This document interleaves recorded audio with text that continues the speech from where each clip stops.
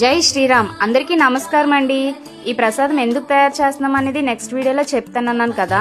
మా ఊర్లో వెంకటేశ్వర స్వామి టెంపుల్ అయితే ఉంది. ఫస్ట్ టైం గిరి ప్రదక్షిణ అయితే పెట్టారు. ప్రదక్షిణ చేయడానికి వచ్చిన వాళ్ళందరికీ ప్రసాదం ఇద్దామని మేము అందరమే అయితే అనుకున్నాము.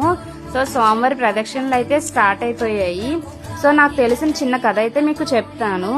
ప్రతి సంవత్సరం శ్రీ మహావిష్ణువు 4 నెలలు నిద్రపోతారనమాట అని మనకి తెలుసు. కానీ ఆ 4 నెలలు భూలోకాన్ని ఎవరు చూసుకుంటారో తెలుసా? జూలై 6వ తేదీన దైవ సైనిక ఏకాదశి మొదలవుతుంది. ఆ రోజు మనం విష్ణువు నిద్రలోకి జారుకుంటారు. దైవ సైనిక ఏకాదశి అయిన 4 రోజుల తర్వాత గురు పౌర్ణమి వస్తుంది. ఆ 4 రోజులు దేవతలు చూసుకుంటారు. గురు పౌర్ణమి తర్వాత శ్రావణ మాసం అయితే వస్తుంది. ఆ నెల మొత్తం మహాదేవుడు చూసుకుంటారు.